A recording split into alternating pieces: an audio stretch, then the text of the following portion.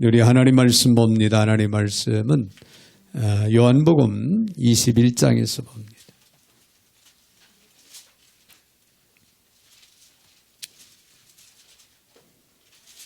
요한복음 21장 18절부터 23절까지 제가 받들어 봉독에 올리겠습니다. 내가 진실로 내게 이르노니 네가 젊어서는 스스로 띠띠고 원하는 곳으로 다녔거니와 늙어서는 내 팔을 벌리리니 남이 내게 띠띠우고 원하지 아니한 곳으로 데려가리라. 이 말씀을 하심은 베드로가 어떠한 죽음으로 하나님께 영광을 돌릴 것을 가리키심이로라. 이 말씀을 하시고 베드로에게 이르시되 나를 따르라 하시니 베드로가 돌이켜 예수께서 사랑하시는 그 제자가 따르는 것을 보니 그는 만찬석에서 예수의 품에 의지하여 주님을 파는 자가 누구오니까 묻던 자더라. 이에 베드로가 그를 보고 예수께 여짜오되 주님이 이 사람은 어떻게 되겠사옵나이까? 예수께서 이르시되 내가 올 때까지 그를 머물게 하고자 할지라도 내게 무슨 상관이냐? 너는 나를 따르라 하시더라. 이 말씀이 형제들에게 나가서 그 제자는 죽지 아니하겠다 하였으나 예수의 말씀은 그가 죽지 않겠다 하신 것이 아니라 내가 올 때까지 그를 머물게 하고자 할지라도 내게 무슨 상관이냐 하신 것이라라. 아멘. 23절까지 받들어 봉독에 올렸습니다.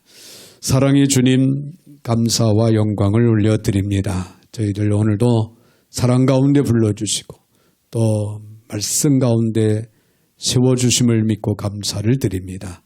주어지는 말씀을 레마로 받고 귀한 말씀을 쫓아 믿음으로 행할 수 있는 거룩한 백성들이 다 되게 하여 주시옵소서. 오늘도 부족한 종의 입술을 주관하시고 사용하시되 우리 하나님 홀로 영광을 받아 주옵소서. 예수님의 이름으로 기도하옵나이다. 아멘. 할렐루야. 우리 한번 옆에 분들하고 인사하겠습니다. 인사하실 때 주를 따르는 길은 생명의 길입니다. 그렇게 인사하겠습니다.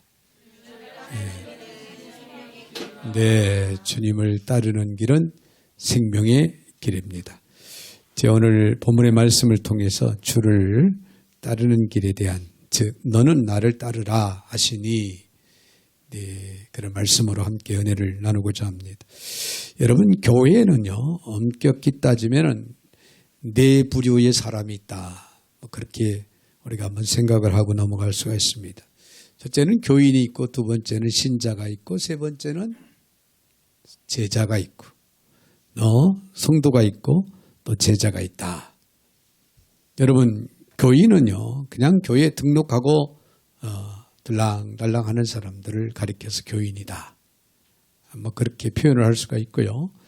그런가 하면 신자는 예수를 믿는 사람, 마음에 영접하고 구원의 확신을 가지고 신앙생활하는 사람들을 가리켜서 신자다. 그렇게 표현을 할 수가 있고요. 성도는 물과 성령으로 거듭난 사람, 거듭난 사람 가리켜서 성도다. 그렇게 또 구분해서 이야기할 수 있고요. 제자란 주를 위해서 헌신하는 사람을 가리켜서 그리스도의 제자다. 아마 그렇게 이야기할 수 있다고 생각을 합니다. 우리는 과연 어느 부류의 사람에 속하는지 한 번쯤 여러분이 생각하고 넘어가면 좋겠습니다. 중동의 시리아를 여행하던 한 가정이 있었는데요. 그 가정이 여행 중에 강을 만나게 됩니다. 강을 건너야 하는데 다리가 없어서 강을 건널 수가 없어. 이제 물이 얕은 곳을 찾아서 차가 지나갈 수 있도록 그렇게 찾고 있는데 마침 그곳에는 수백 마리 양떼를 이끌고 강을 건너려 하는 한 목동이 있었습니다. 여러분 양들은요 물을 싫어하기 때문에 그 수백 마리의 양을 강을 건너게 한다? 이건 사실은 불가능한 일이라고 합니다. 그런데 목동은 어떤 일인지 그 양들을 강을 건너려고 하는 그런 준비를 하고 있어서 이 여행 중에 있던 이 가족들도 걱정이 돼서 한번 가까이 가서 물어봤답니다. 목동에게 물어보기를 이 많은 양떼를 몰고 어떻게 강을 건널 수가 있습니까? 그리고 물어보니까 그 목동이 하는 말이 아무렇지도 않다는 그런 표정을 가지고 그런 이야기를 하더랍니다. 이치만 알면 간단합니다. 이치만 알면은 이 양들이 강을 건너는데 문제가 없다. 막 그런 얘기가 되겠죠. 더욱 궁금해진 가족은 목동이 어떻게 하는지를 지켜보고 있었습니다. 그러자 바로 그때 목동은 겁먹은 눈으로 서 있는 많은 양들 가운데 아주 귀여운 새끼 양 한 마리를 딱 선택을 해서 그 양을 번쩍 들어서 자기 어깨다가 탁 매더라는 거예요. 그러고는 그 양을 어깨다 메고는 강으로 풍덩 들어가서 한 걸음 한 걸음 이제 강을 건너기 시작하는 거예요. 그러자 그 새끼를 잃은 양이 매하면서 풍덩 강으로 뛰어들더라는 거예요. 그러자 그가 신호가 돼서 계기가 돼가지고 다른 양들도 다 풍덩 강으로 다 뛰어들더라는 거예요. 그래서 강을 무사히 건넜더라 하고 하는 그런 이야기입니다. 주님을 따르는 생명의 길도요. 여러분 이치를 알면 간단하다 그런 얘기예요. 이치를 알면은 간단하다. 자, 그 이치는 앞서가시는 주님을 따라가면 됩니다. 할렐루야. 따라가면 되는 거예요. 우리 그리스도인의 삶은 주 안에 있는 삶입니다. 여러분 주 안에 있다고 하는 것은 주님 말씀 안에 있다는 거고 주의 말씀 안에 있는 사람들은 주님을 날마다 생각하고 주님을 바라보고 주님을 의지하고 주님을 닮고 주님을 쫓아서 살아가는 삶을 살아가야 되는 거예요. 할렐루야. 자, 우리가 주를 따를 때에 소중한 생명의 시간을 낭비하지 않게 됩니다. 주님을 따르는 길을 외면하고 계속 세상을 따라간다면 문제는 더욱 커지는 거예요. 그 결과는 원합니다. 모든 걸 다 잃어버리게 되는 그리고 파멸로 치닫게 되는 결과를 초래할 뿐이라는 거죠. 자, 이제는 망설이지 말고 주님의 뜻에 순종하여 길이 열리고 또 삶이 열리고 그리고 생활의 아름다운 열매를 맺는 그런 삶을 살아가는 저와 여러분이 되시기를 주님의 이름으로 축원을 드립니다. 자, 오늘 본문의 말씀을 보면요. 예수님의 제자들이 부르심을 받습니다. 부르심을 받고 이제 주 예수님을 따라 가르침을 받습니다. 가르침을 받고 또 많은 기적들을 체험을 하죠. 그 후에 3년이라고 하는 시간이 이제 흘러서 예수님은 십자가에 죽으신 바 되게 되지요. 그분이 죽기 전 베드로는 제자 중 어떤가는 수제자임에도 불구하고 불행히도 내 스승이신 예수님을 3번이나 부인하는 그런 실수를 범합니다. 그런데 부활하신 예수님이 갈릴리 바닷가에 다시 제자들을 이제 찾아오게 되시죠. 그리고 바닷가에서 생선으로 아침 식사를 요리하시며 그들을 향해 변함없는 사랑을 확인해 줍니다. 예수님이 십자가상에서 죽으심으로 인해서 제자들은 뿔뿔이 흩어지고 이제 사랑하는 스승을 잃었다 이렇게 생각을 했는데 그 스승 되시는 예수 그리스도는 어떻게 됐습니까? 3일 만에 부활하셨죠. 부활하신 주님께서 낙심 또 천만에 있는 그런 제자들을 찾아오셔서 다시금 확신을 그들에게 줍니다. 내가 여전히 너희들을 사랑한다. 그러니 너희들은 나를 따라와라. 다시금 나를 따르라. 나를 쫓아라. 그렇게 말씀을 하시는 말씀이 오늘 본문에 기록이 되고 있죠. 자, 그렇다면은 제자 베드로와 함께 주님의 제자이기를 원하는 오늘 저와 여러분, 우리 그리스도인들은 어떤 마음으로 다시금 부활하신 주님을 우리가 따라가야 될까? 오늘 내 말씀을 본문을 통해서 오늘 이 교훈을 우리는 받을 수 있는 그런 시간이 되어졌으면 좋겠습니다. 먼저 우리가 생각할 수 있는 것은요, 순교자적인 정신을 가지고 주님을 따라야 된다.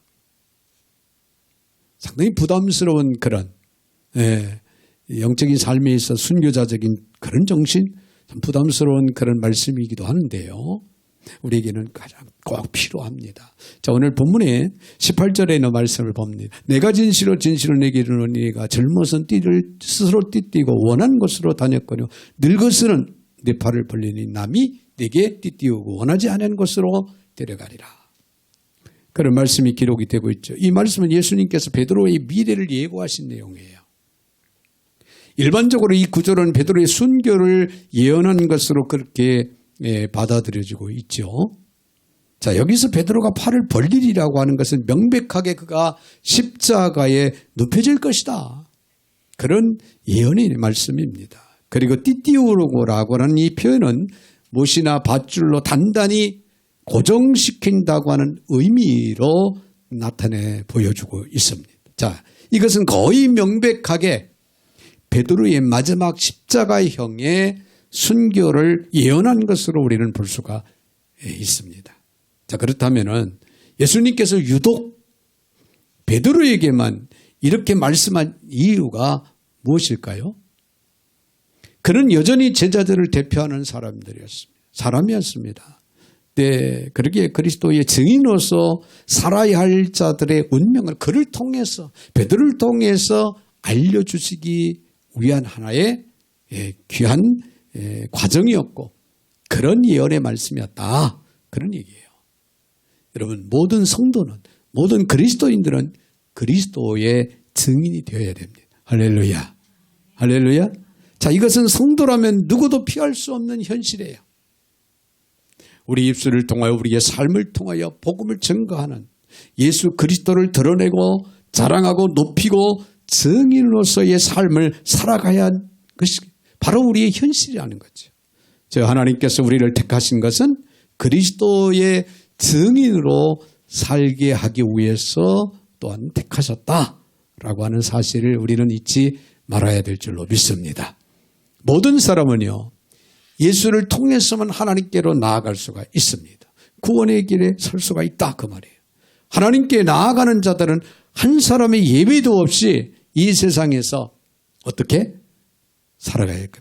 그리스도의 증인으로 살아야 한다는 거예요. 그리스도의 증인으로. 우리가 잘 아는 사도행전 1장 8절에 있는 말씀은 성령이 너희에게 임하시면 너희가 권능을 받고 내 예루살렘과 온 유대와 사마리아 땅끝까지 이르러 내 증인이 되어야 한다. 내 증인이 되리라. 할렐루야. 증인된 삶을 우리에게 명하시고 분부하시는 그런 말씀인 것을 우리는 분명히 기억을 하는데요. 이 증인으로 번역하는 헬라어 마르티스라고 하는데 순교자의 의미가 담겨져 있습니다. 순교자의 의미. 자, 함께 가지고 있다고 하는 이 두 가지 의미가 가지고 있다는 것은 예수님이 증인이 된다고 하는 것은 그렇게 쉬운 것은 아니다. 그런 말씀이기도 합니다.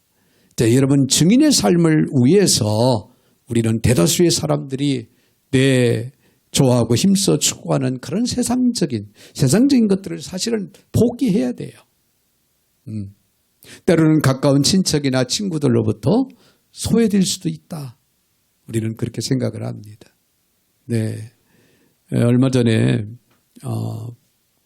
브라질에서 선교사님이 이제 오셨는데 그 선교사님 80이 되셔요. 연세가 많으시죠. 네, 브라질에서 무려 한 25년 이게 선교 사역을 감당하셨는데 3년 전부터는 팻말을 이렇게 앞에 뒤에 목에다 걸고 천국과 지옥을 외치는 노방에서 외치는 그런 이제 증인의 삶을 지금 살아가고 계시다고. 네, 저희 교회를 이제 찾아오셨는데요. 아르헨티나에서 선교 사역을 하시는 분이에요. 정말로 그냥 보기만 해도 존경스러운 거예요. 네, 동두천에 이제 집을 하나님이 주셔서 거기서 계시다가 이렇게 오셨어요. 오셨는데 전철을 타고 그 걸고 오셨어요. 목에 걸고 오셨어요. 그래서 제가 그걸 보는 순간에 얼마나 낮아지는지요. 부끄럽고 정말 하나님 앞에 죄스럽고 80평생을 저렇게 살아가시는 분도 계신데 그러면 성령께서 시키니까 하신다고. 예수 믿지 않으면 지옥 간다는 거예요. 예수 믿어야 천국 간다. 그러면서 동영상도 보내오셨는데 보니까 전철에서 이제 하시면서 오신 거예요. 근데 전철에서 하시면 요즘에 벌금을 내기 때문에 마지막 내리기 한 몇 분 전에 자리에서 버떡 일어나셨어. 존경하는 여러분 예수를 믿어야 합니다. 이러면서 외치는 거예요. 예수를 믿지 않으면 지옥불 영원불에 떨어집니다. 그렇게 힘차게 외치고는 이제 딱 종착역에 내릴 역에 딱 차가 서서 문이 확 열리면 얼른 나오신다는 거예요. 그러면 이제 걸리지를 않는다는 거예요. 어찌됐든 그렇게 하고 동네도 돌아다니시고 일도 보시고 그리고 여기까지 오셨는데 여러분 어떻게 보면은 참 많은 사람들부터 외면당하고 손가락질 당하고 또 소외를 당하고 비웃음을 당할 수가 있어요. 사실 이렇게 생각해 보면은 정인된 삶, 정인의 삶을 산다고 하는 것은 어쩌면은 희생이 요구되는 거예요. 그래서 많은 사람들이 단지 기독교인이 되는 것만으로 만족하고 그리스도의 증인이 되기를 원치 않는 이런 경우들을 우리가 볼 수가 있습니다. 그러나 구원의 확신이 있고 천국에 대한 영원한 소망을 가지고 살아가는 우리 그리스도인들이라면은 우리는 반드시 증인된 삶을 살아야 된다는 거예요. 할렐루야. 우리 입술을 통해서 우리의 삶을 통하여 예수를 증거해야 된다는 거예요. 드러내야 된다는 겁니다. 예수님을 자랑해야 된다는 거예요. 예수를 위한 삶을 우리는 살아가야 된다. 그런 얘기예요. 여러분 증인이란 어떤 사실에 대해서 증명하는 사람을 가리켜 증인이다. 그렇게 이야기하는데요. 특히 예수님의 증인들은 예수님에 대해 이론적으로 어떤 지식적으로 아는 사람이 아니라 구원에 대한 체험, 확신을 가진 사람. 예수를 자신의 인생의 주인으로 모셔드린 그런 사람으로서의 증거하는 삶을 살아가는 거예요. 이것이 그리스도인의 증인의 삶입니다. 자, 이제 우리에게 증인의 역할이 부여됐다고 하는 사실 자체만으로도 우리는 감사하며 살아가야 됩니다. 할렐루야.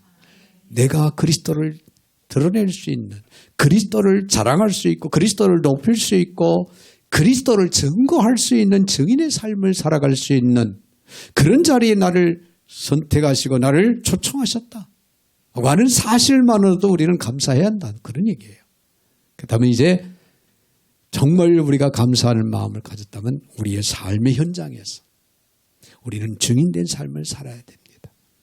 증인된 삶을 살 때 순교자의 정신을 가지고 우리는 증인의 사명을 잘 감당해야 된다고 하는 사실을 오늘 꼭 기억을 하시기를 바랍니다. 또 나가서는요. 마지막 승리를 믿고 주를 따라야 된다.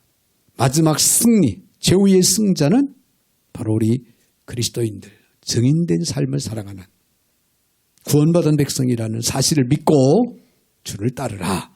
자, 19절에 있는 말씀을 봅니다. 이 말씀을 하시면 베드로가 어떠한 죽음으로 하나님께 영광을 돌릴 것을 가리키심이라. 이 말씀을 하시고 베드로에게 이르시되 나를 따르라 하시니 그런 말씀이 기록이 되죠. 자, 시몬 베드로가 주를 따르는 과정에서 특히 주님의 순환의 시간에 주를 부인하고 외면하는 부끄러운 죄를 범했습니다. 그러나 주님은 시몬 베드로의 그 마지막에 하나님께 영광이라고 하는 결론이 날 것을 지금 말씀하고 계신 거예요. 비록 베드로가 예수를 모른다고 부인하는 그런 죄를 범했지만은 그러나 실망하지 마라. 너의 마지막은 하나님께 영광을 올려드릴 거다. 너의 마지막 인생은 하나님의 영광을 드러내는 삶이 될 것이다. 그러니 믿고 너는 나를 따르라. 할렐루야. 교회 전승은요, 주후 61년 7월에 시몬 베드로가 네로 황제에 의해 십자가에 거꾸로 못 박혀 죽었다고 그렇게 전해지고 있습니다. 자기는 주님처럼 똑바로 십자가에 매달려 죽을 수가 없다. 나는 자격조차 없다. 그래서 자칭 거꾸로 매달려 나는 죽을 것이다. 십자가에 거꾸로 매달려 달라. 이러고 죽었다는 거예요. 그래서 기독교 미술가들은요, 이 전승에 근거해서 거꾸로 십자가에 매달린 베드로를 그림으로 그리잖아요. 오늘 19절의 말씀은 명백하게 베드로가 이런 죽음으로 하나님께 영광을 돌릴 것이라고 주님이 말씀하신 것을 증언하고 있습니다. 그리고 이 말씀 후에 다시 나를 따르라고 말씀하고 있죠. 무슨 의미일까요? 내 인생의 마지막 승리를 믿고 나를 따르라. 그런 얘기예요. 내 인생에 있어서 마지막은 승리로 갈 것이다. 그걸 믿고 두려워하지 말고 주저하지 말고 나를 따르라. 누구를? 주님을 따르라. 할렐루야. 여러분, 오늘 이 말씀을 내마로 받는 지혜가 있어지기를 바랍니다. 주님 오늘 저와 여러분을 향해서 지금까지 너의 삶은 심히 연약하고 부족하고 또 허물 많고 죄 많은 그런 인생을 살았다 할지라도 주님은 우리에게 오늘도 말씀하십니다. 너희들의 인생의 마지막 인생은 하나님께 영광을 올려드리는 승리 역사가 있을 것이다. 이 사실을 믿어라. 믿고 너희는 지금부터 주저하지 말고 나를 어떻게 하라? 따르라. 이런 주의 음성을 듣는 지혜가 있어지기를 주님의 이름으로 축원을 드립니다. 서양 사람들은요, 한 사람의 인생의 평가에서 가장 중요한 결산을 가리켜서 잘 마침이라고 그렇게 이야기를 한답니다. 인생을 잘 마쳤다. 마지막 죽음으로 가는 분을 향해서 그분은 인생을 잘 마친 분이다. 이렇게 평한다는 거예요. 삶의 과정에서 누구나 소위 오르막이 있는가 하면 또 내리막을 경험하게 되죠. 실패도 또 수치의 순간도 없잖아. 인생은 누구나에게 다 따라옵니다. 그렇죠. 짧은 인생을 살았던, 긴 인생을 살았던 나의 인생 돌아온 지금까지 살아온 과정을 뒤돌아보면요, 수없이 많은 시행착오를 겪으면서 우리는 살아왔을 겁니다. 오르막도 있고 내리막도 있었고 어떤 일은 또 실패로 좌절하고 또 낙심한 적도 있고 어떤 일은 또 잘 돼서 기쁘고 즐겁고 행복한 그런 일도 있었지만은 실패와 수치도 마지막이 좋으면은 결론이 좋으면은 다 용서됩니다. 할렐루야. 마지막 마침이 좋으면은 그동안 살아온 흠 잡을 수밖에 없던 일들도 다 용서가 되고 이해가 되고 좋은 승리 역사를 이루게 된다. 예수님은 그 마지막 승리를 도울 테니 너는 나를 따르라 그렇게 말씀하시고 그렇게 말씀하고 계신 겁니다. 이 말씀이 마지막 십자가에서 나를 거꾸로 매달라고 베드로가 자신 있게 담대하게 용기 있게 죽을 수 있었던 그런 힘을 얻었던 그런 말씀이 아니었는가 그렇게 생각을 합니다. 저와 여러분에게도 주님께서 오늘 우리를 향해서 너희의 마지막은 승리로 이루어질 것이다. 하나님을 영화롭게 하나님을 기쁘시게 해드리는 그런 삶으로 이어질 것이다. 그러니 나를 믿고 나를 따르라 하시는 주의 음성에 우리는 귀를 기울이고 주님을 잘 믿음으로 따라가는 저와 여러분이 되시기를 바랍니다. 죽음의 모습은 사람마다 다 다를 수 있습니다. 그러나 베드로와 함께 로마에서 목배임을 당했던 사도 바울의 마지막 증언도 한번 생각을 해보면요. 디모데후서 4장 7절에서 이렇게 말합니다. 나는 선한 싸움을 싸우고 나의 달려갈 길을 마치고 믿음을 지켜서 이제 후로는 나를 위하여 의의 면류관이 예비되었으므로 죽어도 의로우신 재판장이 그날에 내게 주실 것이며 내게만 아니라 주의 나타나심을 사모하는 모든 자에게도니라. 할렐루야. 그렇습니다. 주의 나타나심을 사모하는 모든 충성된 성도들에게 하나님은 동일한 승리의 면류관, 의의 면류관을 주시겠다고 약속을 하고 계십니다. 여러분도 이 마지막 승리를 믿고 다시금 신실한 마음으로 부활의 주님을 따라가기로 또 결심할 수 있는 그런 저와 여러분이 되시길 다시 한번 주의 이름으로 축원을 드립니다. 더 나아가서 한 가지 또 생각을 해본다면요. 여러분, 우리는 주님을 따름에 있어서 타인과 절대적으로 비교하지 말고 주님을 따라야 됩니다. 타인과 비교하지 마라. 인생을 살아감에 있어 우리의 삶의 생산적인 에너지를 빼앗아가는 가장 결정적인 바이러스가 뭔지 압니까? 비교의식이라는 거예요. 비교의식. 이거 결코 우리에게 도움이 안 됩니다. 자녀들을 비교한다거나 또 동료들을 비교한다거나 이웃을 형제들을 비교한다거나 남을 비교하는 거, 이 비교의식 우리의 삶 가운데서 우리의 마음 가운데서는 쫓아야 됩니다. 내버려야 됩니다. 사람은 저마다 다른 은사, 다른 소명을 받고 살아가지요. 같은 복음의 사역자라도 각자가 그 소명을 실현하는 그런 삶의 빛깔과 태도는 다 다를 수밖에 없습니다.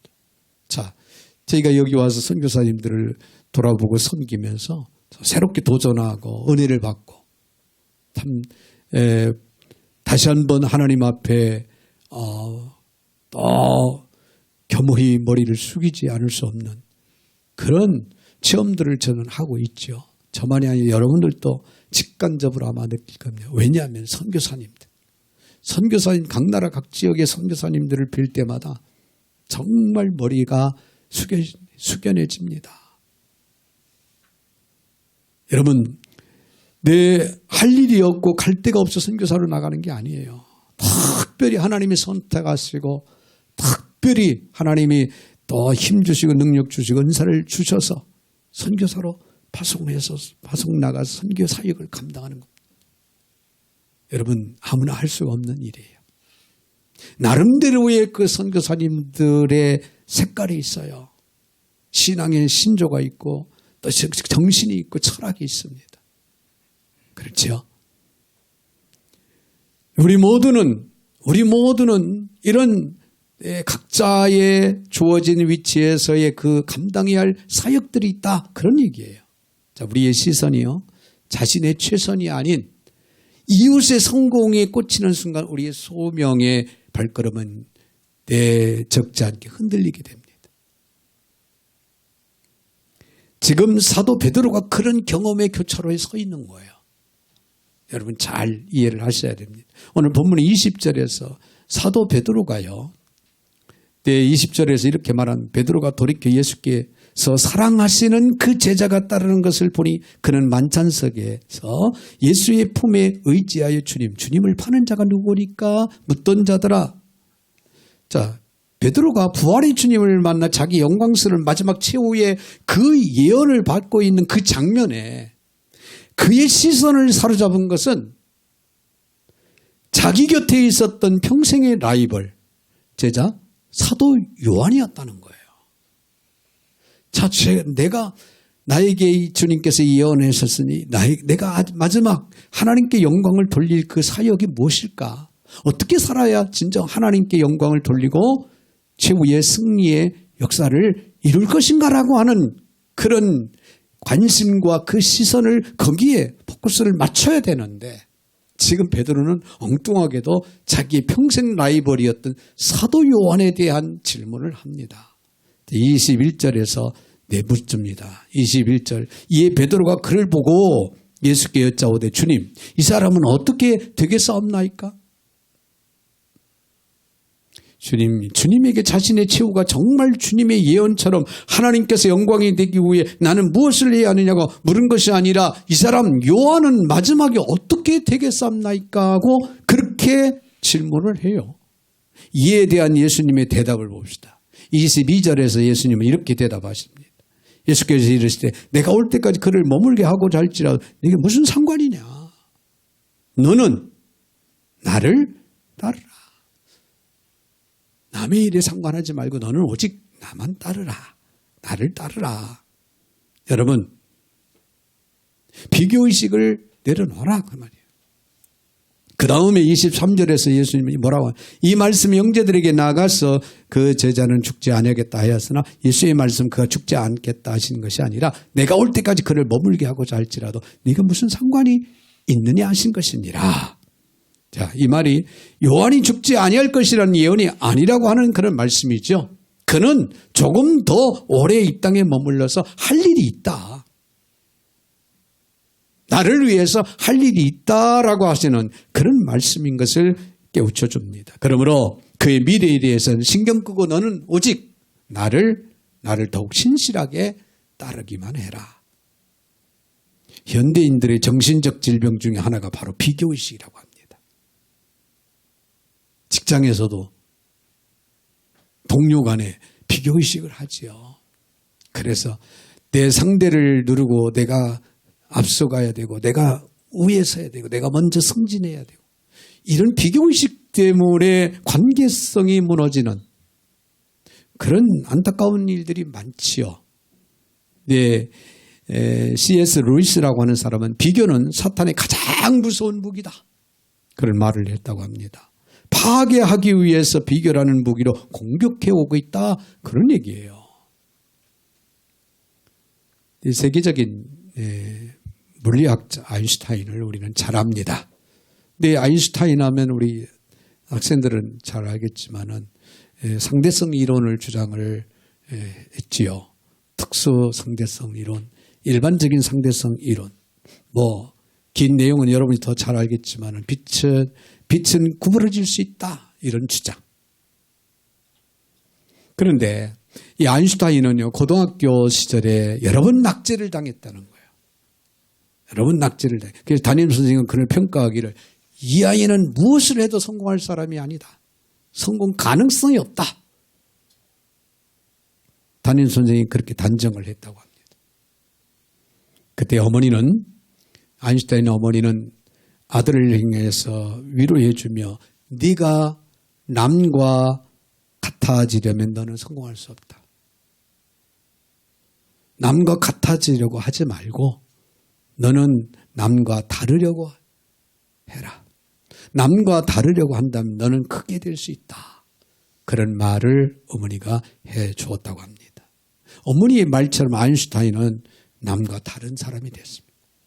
남들이 생각할 수 없는, 남들이 따라잡을 수 없는 그 엄청난 물리학적으로 내 훌륭한 인물로 그는 세워졌다. 그런 얘기예요. 여러분, 동생에게 형을 닮으라고 해서는 안 되는 거예요. 네, 형에게 동생을 닮아라. 동생 좀 봐라. 동생 좀 닮아라. 그렇게 해서도 안 된다는 거예요. 형과 동생은 서로 다르기 때문입니다. 각기 하나님으로부터 받은 달란트가 다르기 때문에 그렇다는 거예요. 부질없이 남과 비교할 것이 아니라 하나님께서 내게 주신 달란트가 뭔가 이걸 발견하라는 거예요. 하나님께서 여러분 각자 한 사람 한 사람에게 주어진 재능이 뭐냐 이게. 그것을 발견해라. 저 어제 밤늦게 저희 사촌 누나, 저보다 나이가 2살 후인데 권사님이셔요. 밤늦게 전화가 왔어요. 한 30분 통화를 하는데 우리 이 날씨가 추운데 내 건물에 동파된 건 없냐 걱정을 하는 거죠. 그러면서 내 건강들은 어떠시냐, 내 쭉 자녀들 저희 형제들 7남매인데 꼭 그 사촌 그 누이는 저희 형제들 7남매를 다 물어봐요.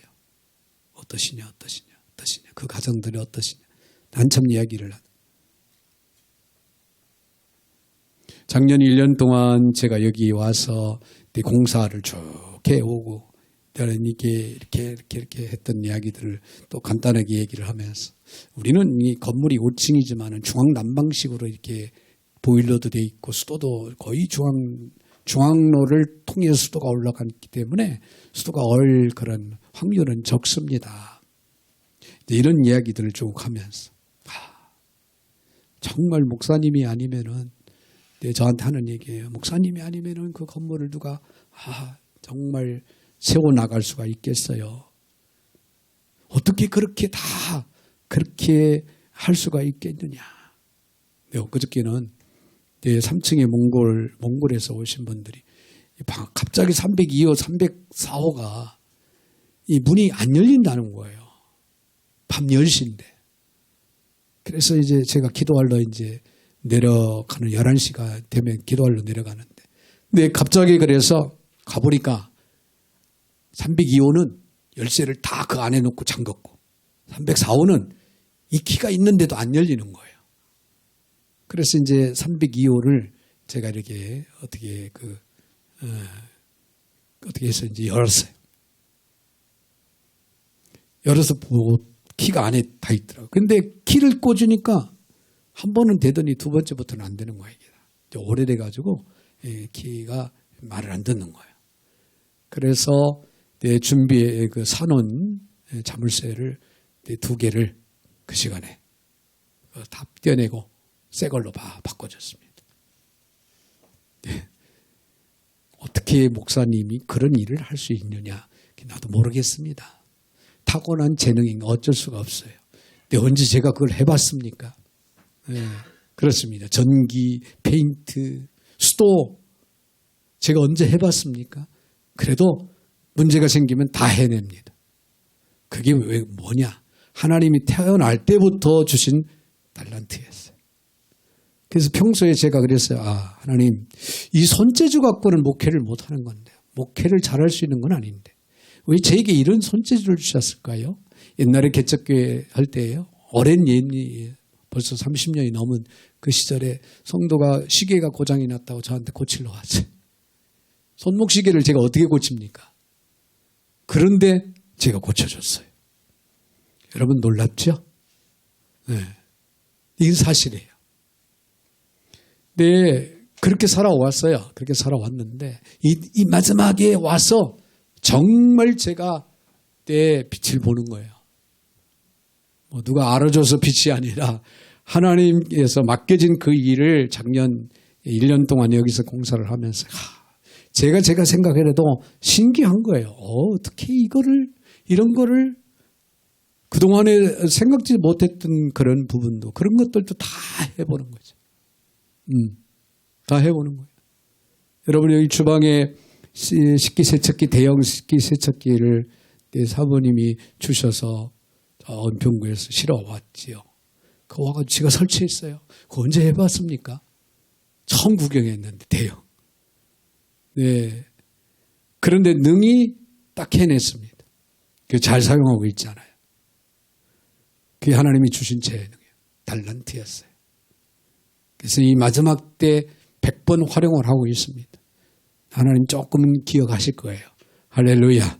네, 조금 이야기가 빗나갔습니다만은 여러분 각자에게 주어진 재능이 있다는 거예요. 여러분 비교의식 이거 갖지 마세요.